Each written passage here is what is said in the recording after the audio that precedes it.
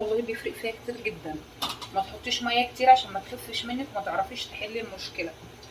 حطي بق كده لحد ما توصلي للسمك اللي انت عايزاه، وتفضلي بقى تقلبي كده. تمام.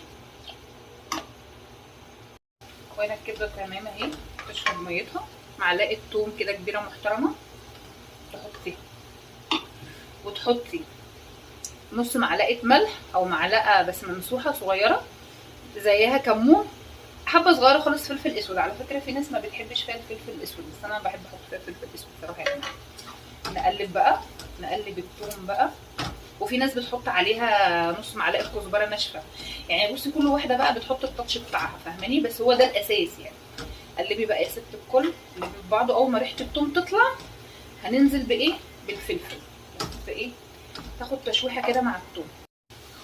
هنا الكبده تمام اتشوحت اهي مع الثوم. الريحه يا جماعه جامده جدا والله. ده بقى 3 4 قرون فلفل رومي كده على قرن فلفل حامي.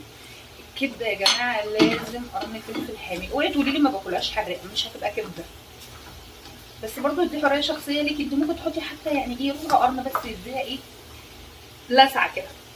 ونص ليمونه يا ست الكل، نص ليمونه عشان الزفاره لو لا قدر الله فيه يعني، بس الحمد لله مفيش. وقلبي بقى يا ست الكل 15 دقايق بس. الفلفل ده يدبل سنه، يدبل سنه، ما يبقاش يا جماعه اللي هو المهري ده، ما بيبقاش ظريف ولا شكله حلو. نغطي بقى ونقلب. بصي يا ست الكل ادي طحينه اهي، بصي مفيش تكتلات مفيش حاجه، وصمتها حلو. بق ميه كده، ونحطها بقى في طبق وبألف هنا وشفا عليكي. بصي بقى يا ست الكل كده وعلى الريحه. كان نفسي الفيسبوك او التيك توك يوصل الريحه كمان مع الشكل. والله يا جماعه تحفه تحفه ما شاء الله ما شاء الله. هي خلاص كده استوت معانا. نطفي عليها لان الكبده لما بتقعد كتير على النار بتشد يا جماعه. احنا نسيبها كده بقى والبخار ايه يكمل ايه سوى الفلفل ده. هي مش محتاجه اي حاجه. في ناس بتحط عليها بصل يا جماعه، انا مش بحبها ببصل، مش بتبقى حلوه والله. كده احلى كتير، جربوها بالطريقه دي هتعجبكم جدا. وهنا بقى دي الصلصه عشان المكرونه. نحط شويه زيت، شويه زيت حلوين. انا ما بحبش احط سمنه كتير، لو عندي زبده بحط زبده، مش بحط سمنه.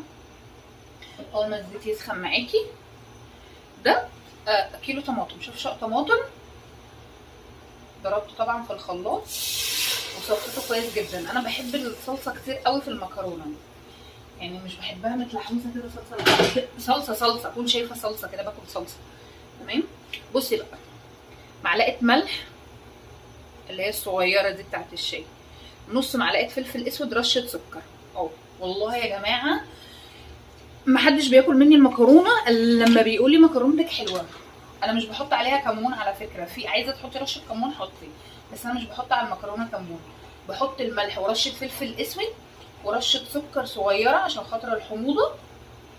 لو انت طبعا الصلصه عندك مش حمراء قوي بتزودي معلقه صلصه عاديه، بس ما تحطيش حاجه تاني. ورشه شطه لو انت عايزه.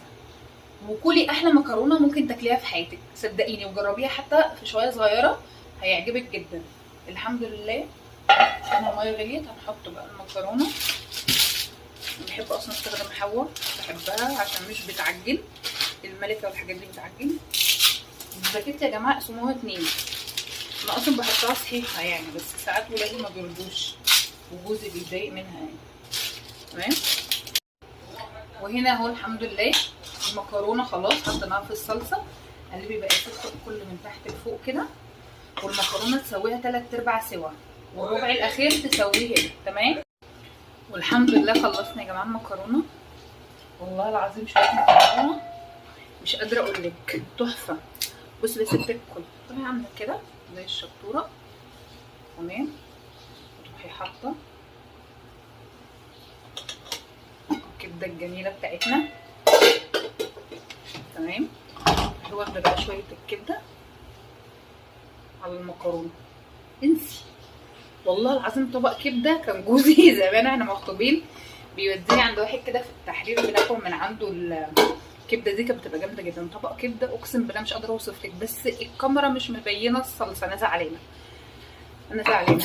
بصي او رغيف عيش بقى، رغيف عيش بقى تحطي فيه الكبده تحطي فيه بقى ايه يا ست الكل، شويه الطحينه كده رايح جاي على عصره ليمونه حلوه جميله، واحلى هنا وشفا على قلبك. جربي وهتدعي لي والله العظيم، وصفه حلوه. وعادي دينا بنتعلم من بعضينا، عملت حاجه غلط انتوا قولوا لي اتعلم منكم. يا رب يكون الفيديو خفيف وظريف ولطيف عليكم. ده بالفيديو جديد، مع السلامه.